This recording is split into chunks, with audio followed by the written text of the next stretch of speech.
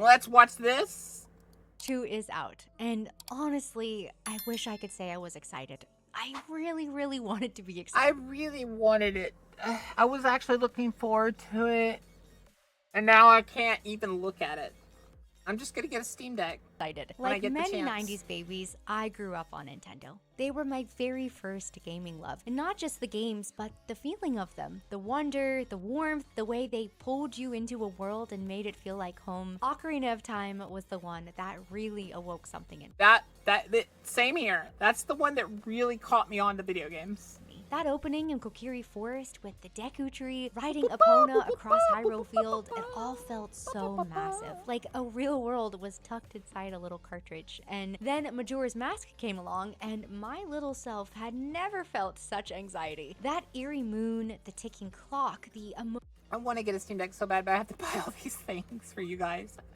I need to upgrade the stream so we can actually multi-stream and stuff. emotional side quests that made you care so much in so little time. It was the very first game that made me feel something beyond just fun. It was sad, confusing, kind of strange at times, and very deep. It wasn't just Zelda. I was obsessed with Super Mario 64, running wild through Peach's castle, jumping into paintings, discovering every secret star. That game felt like true freedom. And then there were classics like Kirby's Dream Land, Yoshi's Story, Donkey Kong 64, Star Fox, Metroid Prime, all completely different and wonderful in their own way. And every one of them had a vibe, a soul, that Nintendo spark that made it feel like you weren't just playing, you were being let in on something very special. And then my parents bought me Thank the you, Cobra. original DS, Hi, and Cobra. just like that, the whole thing was cracked wide open for me. That's how I found Animal Crossing Wild World, and I was hooked. I spent hours in that little village, rearranging furniture, writing letters, fishing for red snappers, and visiting my best friend's town during our weekly sleepovers. Even now, just hearing the soundtrack makes me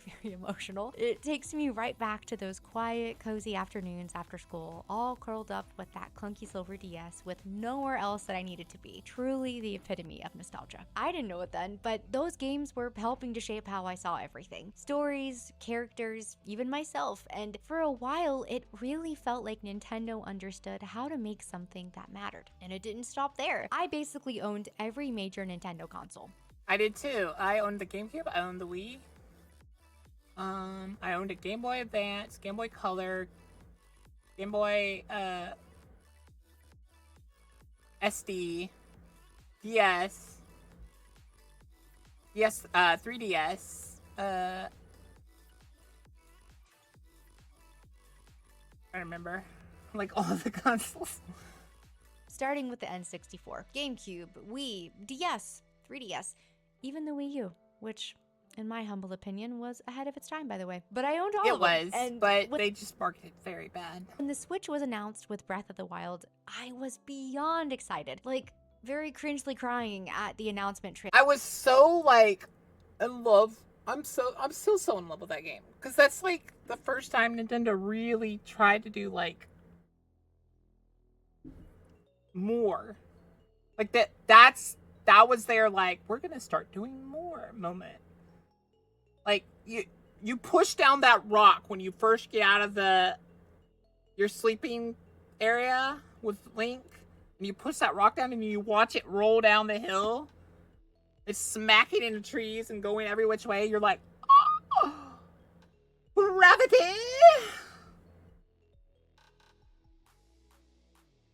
Excited. As a Zelda fan, it was everything I'd ever wanted in a game, and to this day, it is still one of my favorites. That launch brought back so much of the old magic, which is probably why I held on for so long, and I even wanted to work for them.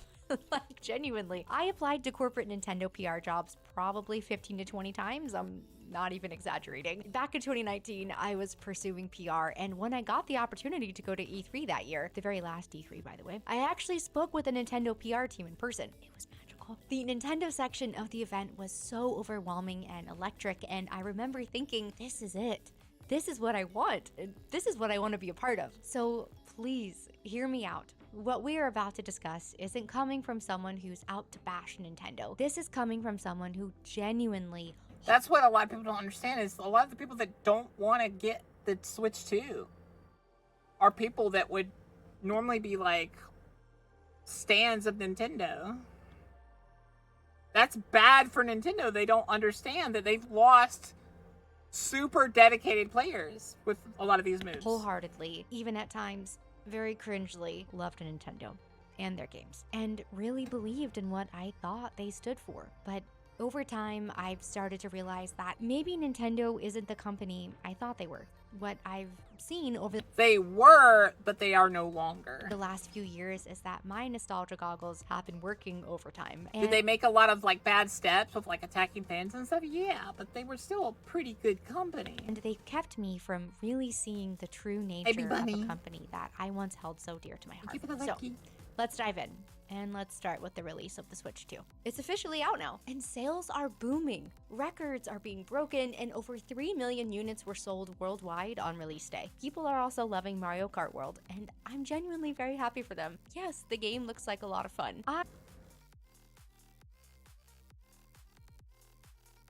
Like, I would love to play World, but at the same time, I just can't. I just wish I just can't do it. I felt something, because more than anything, I just feel tired. At $450 or $500 if you get it bundled with Mario Kart World, this doesn't feel like a celebration of the next chapter. It feels like Nintendo seeing how far they can stretch our loyalty, how much they can charge us for something that isn't even new, just a little bit newer. And listen, that's the other problem. Like, what did they do? They added off-roading? That's it? I'm not here to crap on Mario Kart. I actually really like Mario Kart. I do. It's one of those comfort games that's always been there, and it's attached. There's a reason they released the most popular of their games that's also a comfort game.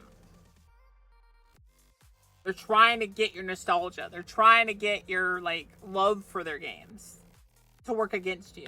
Just so many fond memories of playing with friends and family, but even though it looks fun, when that's the flagship title for a brand new console launch, I don't know, I personally just couldn't get behind the hype. It feels kind of boring, safe, predictable. Nintendo isn't asking, hey, what's possible here? They're asking, what can we get away with? That's what they're doing. That's what people don't understand, is they took the game that already has the most done with it, and then they updated it a tiny bit.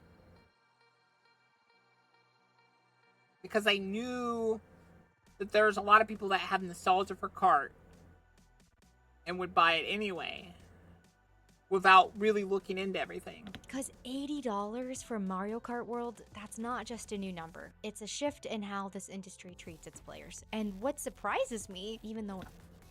Here's the big slap in the face. And what people don't, like, seem to remember, digital games were supposed to be cheaper, but they've never been cheaper. They keep increasing the price of digital as well.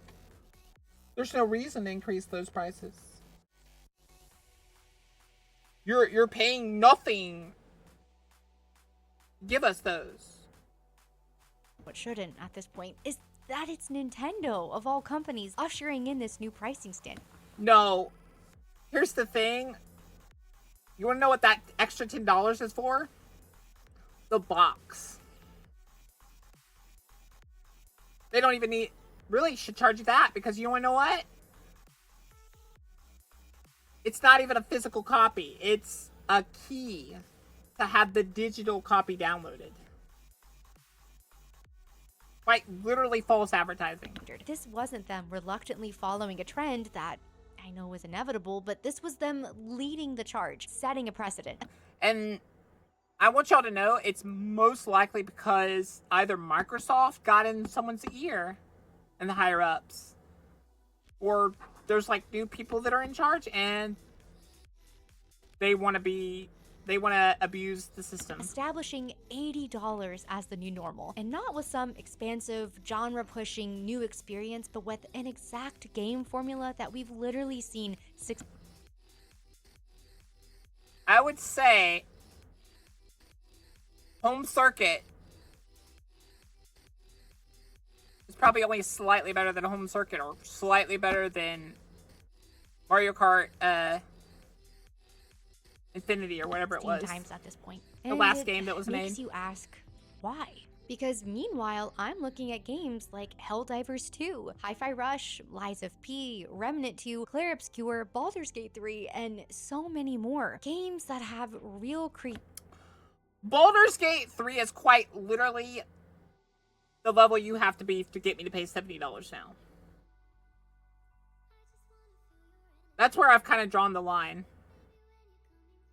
Because that was dedication and they earned that $70. creative vision, some with massive campaigns, even some with fleshed out co-op systems, launching at or below $60. And many of these games are taking risks and really pushing boundaries, and somehow they're still finding a way to be more accessible. So when Nintendo drops a new console and leads with yet another Mario Kart at a higher price than ever before, it doesn't feel like they're honoring their legacy. It feels like they're monetizing it, like they're using it against us. Actually kind of feels like a slap in the face that stings pretty badly. And yes, to be fair, the Switch 2 is a technical upgrade. 4K visuals, better battery, smoother performance, more storage, it's all technically better on paper. But it doesn't feel like a new era. It seems like a slightly fancier version of something that we already had. And for me personally, this realization of who What people don't realize is they probably already have the upgrade to that. Nintendo is not like a sudden moment of awakening.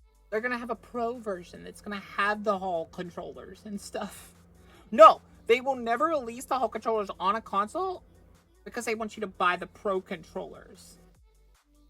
They want that extra purchase for a while now, and not because I stopped loving their games, but like, if people don't realize, they literally came out with like, oh, it's the same controllers from the first one. They quite literally just released the same controllers that are known to break and drift. Because I started seeing the patterns, the choices, and the shifts. And at this point, it's pretty clear that this Switch 2 release is not just about a new price tag or a genuine attempt at launching something new, it's just another step in the same pattern that's been repeating for years. Back in the day, this used to be the company that took risks, that made magic, that redefined entire genres and invited us into something truly special. But now, kind of just seems like they're relying on the fact that we'll show up no matter what, even though they are so often very anti-consumer. It's because they know our nostalgia runs incredibly deep, and the more I've seen it, the harder it has been to unsee. Nintendo has mastered something I can only describe as weaponized nostalgia. They've turned our childhood memories into a soulless business. They've done what Disney tried to do, but Disney failed to do. Disney ruined their nostalgia drip because of all the things they did. Nintendo's just not ruining it. Well, they're ruining it, but they're not changing the formula while they do it. So it's gonna happen slower.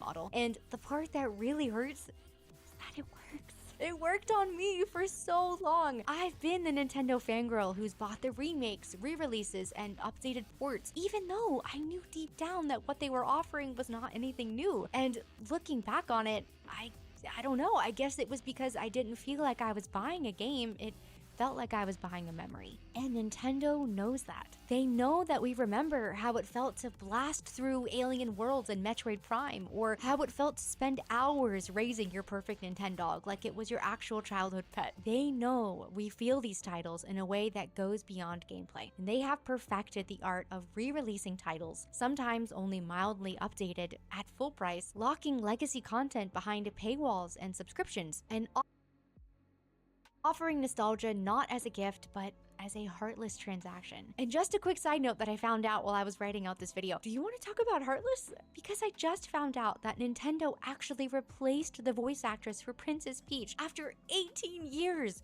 And they didn't even tell her. She found...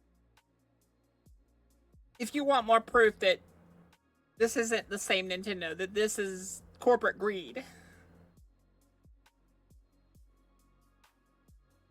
out with the rest of the world when the new Mario Kart game came out. That's actually insane. But anyway, to get back on track, there's always been a huge difference between and who wants to bet that that actor is already AI? Celebrating fan love and exploiting it. And for me, it seems like Nintendo has lived long enough to finally see themselves become the villain. So moving on from the Switch 2 release, at some point I started looking at how Nintendo treats the people who love their games. And what I found, honestly, they treat them like dirt. honestly broke my heart a little bit, because Nintendo doesn't just protect its legacy, they police it. Let's start with content creators. This is nothing new. For many years now, Nintendo has been going after them. Streamers, YouTubers, musicians, for doing what, honestly, most other gaming companies celebrate, sharing their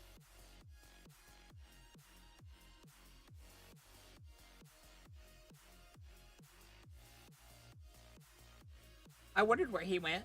love for the brand and its IP. Somehow, I managed to kind of turn a blind eye to most of this until the Point Crow situation. He was a YouTuber who was making these really incredible Breath of the Wild mod videos. Fun, creative, and totally original. And then one day, Nintendo claimed and struck 27 videos. No warning, no conversation, just straight up attacked. And it wasn't just his Breath of the Wild mods, it was any content that featured them, including other creators who had collaborated with him. It all got wiped out like a purge. And it made me pause, because these weren't leaks and they weren't made to be malicious. It really was just fan content that was made out of love.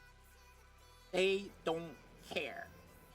And Nintendo really cracked down on it like it was a threat. And this was not an isolated case. One that has really stuck with me was Gilva-Sunner. And if you didn't know, Gilva-Sunner's channel used to be one of the only places online where you could find full Nintendo soundtracks. For years, Nintendo basically had these locked up very tight unless you were able to purchase a physical CD from Nintendo themselves. They weren't on Spotify, Apple Music, Nintendo's YouTube channel, no official platform to listen to any of it. And Gilva wasn't even trying to profit from this. There were no ads or monetization, just the original music uploaded for fans who wanted to relive the moments those songs came from. It was really a gift to the community. And then it was gone. Nintendo initially sent over 1,300 takedown notices, and after that, it was followed by another 2,200. The entire channel was essentially wiped out, and Gilva closed up shop. And I know this might sound a little bit dramatic, but that was kind of a big turning point for me when it came to how I viewed.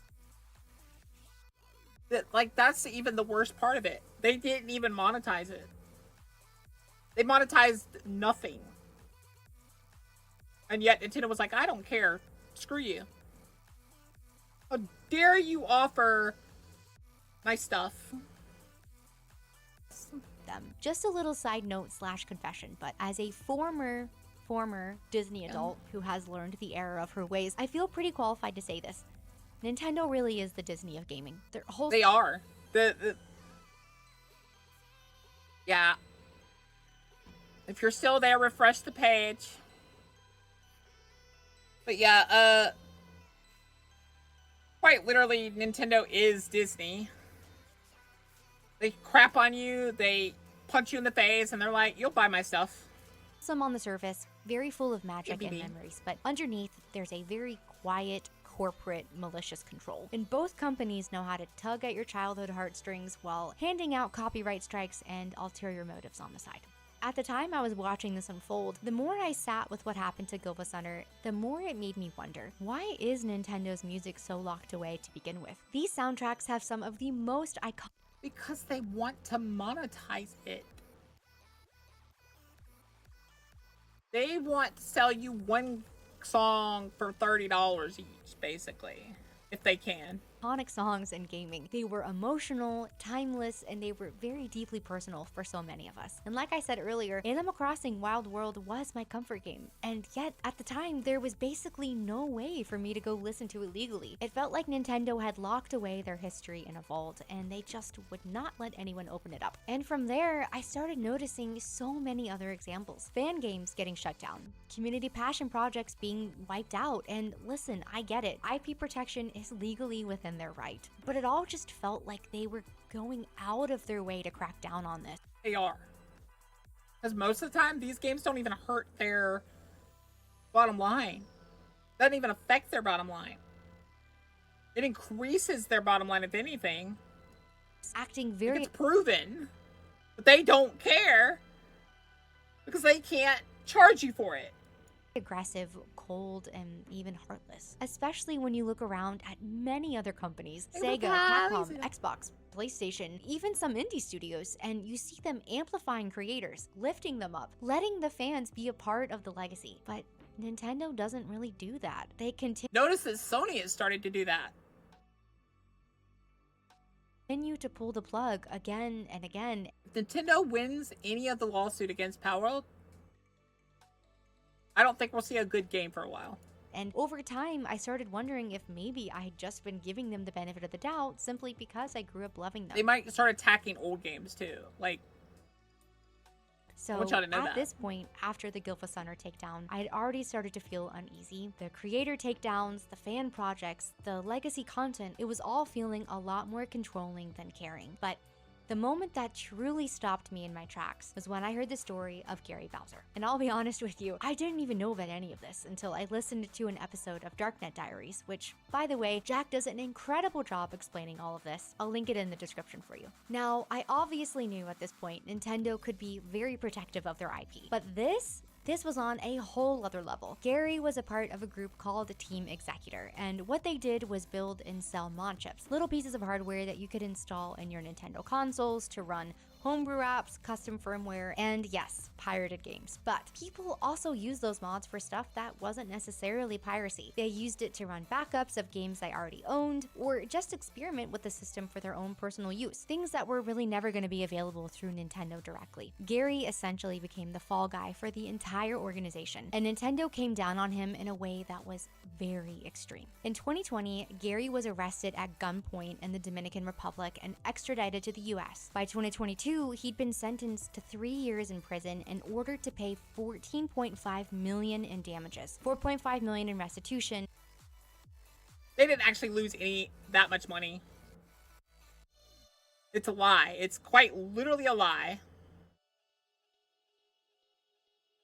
And then another $10 million from a civil suit. And after he got out early, he still owed all of it. And he started paying Nintendo back 25 to 30% of his monthly income, which at one point was just $25 a month from his prison library job. He'll basically be paying them for the rest of his life. When I heard that, my stomach dropped.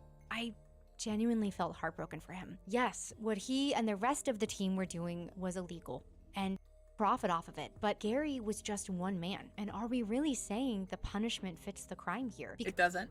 Punishment does not fit the crime. Because whatever legal lines were crossed, this felt less like justice and more like hatred and wrath. And not just for what he did, but for daring to even touch Nintendo's closed system. And the part that really got me with this is Nintendo tried to get Sony and Microsoft to back them up here, to join the lawsuit and make it a united front against piracy. Both companies said no. Both Sony and Xbox, billion-dollar publishers in their own right. And the reason they did that is because they know that Nintendo's the only one that could have gotten away with it. Because, like, if it's just Nintendo, oh, it's just Nintendo being Nintendo. And not many people will raise their eyebrows. And not many people will hear about it because, like, it won't be in the news and stuff. If these two joined, it'd be in the news. And you know what would have happened? And Nintendo doesn't realize? They'd have lost. Because there'd been so many eyes on it. And so many people would have been shouting at them like, what the hell? Refused to be a part of it. Even they seemed to think that it was too far. And again, It's too far. I am not here to outright defend piracy, really. There's a whole conversation to be had about access, preservation, and ethics, but this felt incredibly cruel and predatory. Nintendo did not just want to stop Gary from what he was doing, they wanted to make him an example. And for me, this was the defining What's hilarious is they didn't make him an example. They made him a martyr, if anything. moment when I knew Nintendo was no longer the company that I had loved for decades. And if you thought Gary Bowser's case was just a one-off or a legal overreach in a rare situation, it wasn't. Because not long after that, Nintendo set its sights on something much bigger and arguably much more telling. You might have already guessed it, but I'm talking about Palworld. You probably remember when it blew up. A very weird, chaotic blend of Pokemon-style creature collecting and open-world survival mechanics. It was very messy, it was wild, but it was so much fun. People were very obsessed, myself included, and yes, come on, it clearly was inspired by Pokemon. That's not a secret. You could throw a spear, you could collect little pals, you ride them, you battle them. It was Pokemon adjacent, absolutely. But here's the thing, it wasn't a copy. The characters were different. The art Like, I love how some people try to make it look like they copied, like, models and stuff. No.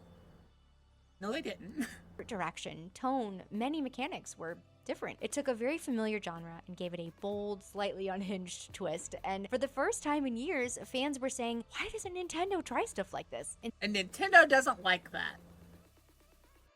Because that sets a bad precedent for them. Because now they gotta work harder. How dare you make our job,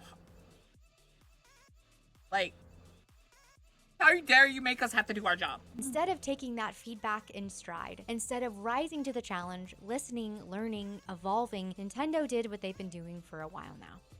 They sued. Together with the Pokemon Company, and they're going to lose. Like, it's clear that they're losing now. Filed a patent infringement lawsuit against the Palworld dev team. Not over character design, surprisingly, not even over branding, but over mechanics. Things like throwing a Pal Spear to catch creatures, using them in combat, riding them across the world. And because of all of this, the Palworld team had to actually go in and change all of those features. They stripped out mechanics that players loved, not because they were unethical, but because they simply couldn't defend themselves against a legal juggernaut. And just like they're winning, but they can't defend themselves very long. They need to iron it out. Hi, Sasta, thank you for the raid. But Palworld is like, they stripped out some of the mechanics to focus where Nintendo can go, so that they can literally take wagon. They're making it where they can go and point at all these other games that Nintendo never took, that came before all these patents, so that they can prove, hey, why did Nintendo even get these patents?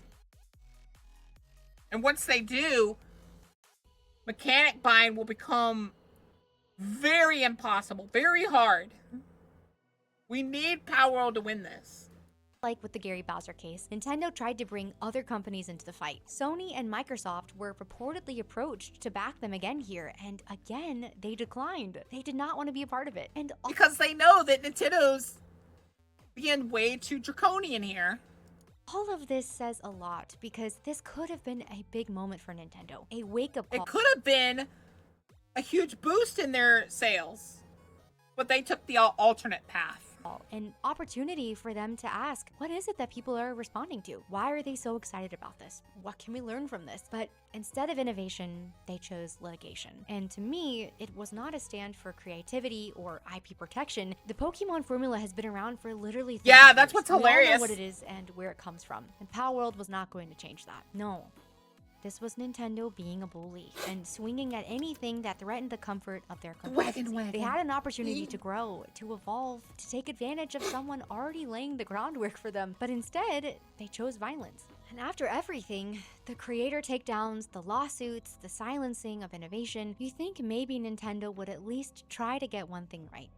Their legacy. I remember when Nintendo Online was first announced. It sounded like such a win, a way to legally revisit classic titles, play old favorites, dive back into the library that built up this brand. And at first, I was so hopeful, but the reality has been frustrating at best. Games get added randomly. Some months it's not much. Other months it's one obscure NES title no one really asked for. Entire consoles like Game Boy Advance or N64 still feel incomplete, and sometimes titles will just disappear without warning or explanation. They're just gone. And now, with the launch of the Switch 2, I thought maybe they would just try to clean things up a bit. GameCube has finally joined the retro lineup, which is very awesome, but they only added 3 games at launch: Wind Waker, Soul Calibur 2, and F-Zero GX. Like, yeah, that's a cool trio, I guess, but it's also pretty bare bones for a console with so many legendary titles.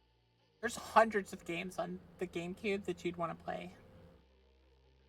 And yes, I know more are coming, but why launch with so few? Why not take the easy win here and give your fans what they've been begging you for years? Beyond the catalog, the performance isn't always there either. Sometimes there's lag, terrible. Some games have awkward control schemes, others don't support cloud saves. It doesn't really feel like a premium service. It feels like something Nintendo begrudgingly maintains, and definitely not something— They don't even maintain it. They begrudgingly added it and made it a thing available, so they have maybe a legal way to attack these older fan projects that they can be proud of. The thing is I've always wanted to support something like this. I actually am very happy to pay to play these games legally. I want to revisit the titles that shaped me in a clean, easy way, but Nintendo has made it so hard. It's like they're sitting on this treasure trove of nostalgia, this very beautiful, powerful legacy, and instead of sharing it or celebrating it with us, they keep it to themselves and withhold it. They kind of hold it over us like drugs, honestly, banking on the fact that we'll continue to play the part of the willing addicts who will be so happy for even the tiniest drop. It really is heartbreaking, but at this point, I'm not even really mad about it. I'm just tired and maybe still a little bit sad. Now, I like how, like, the media wants you to think, oh, everyone bought the game, even though they complain about the price. No. Those people saying lower the price did not buy the game. A good majority of them didn't, at least. A lot of those Switches were scalped. How do you think they're being sold on eBay? And to be clear, this video is not meant to shame anybody. If you bought the Switch 2 or you're a part of Nintendo Online and you're loving it, I think that's great. Yeah, I think it's great too. I'm happy for you. I am not here to steal joy away from anyone. This video— Not here to steal it. You're having fun. I don't blame you for that. That part, I'm not blaming you for it. really is just to talk about how I can't ignore how much— Like, yeah, a lot of people did buy the bundle with Mario and not other games.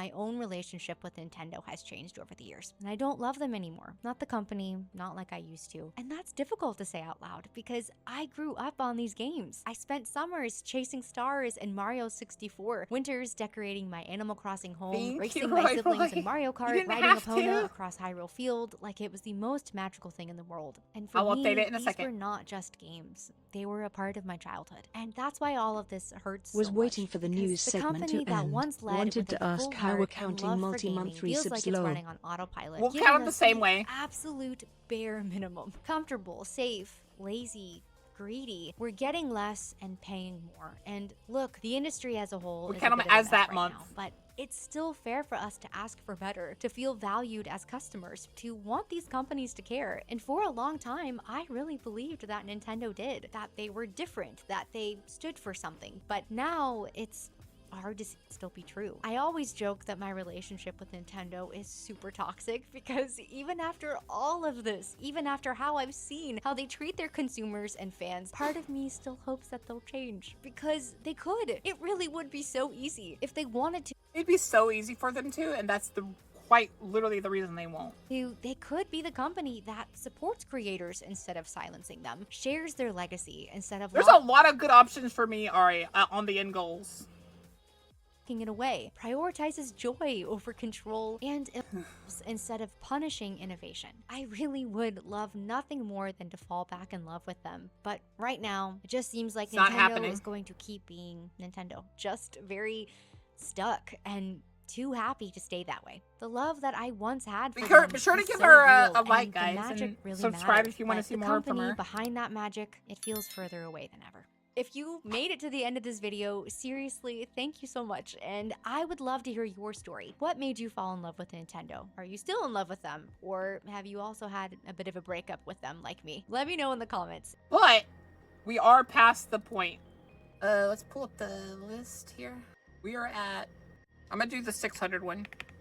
I'm already proud of you guys. You guys got almost to one of the stretch goals. I'm super proud of you guys.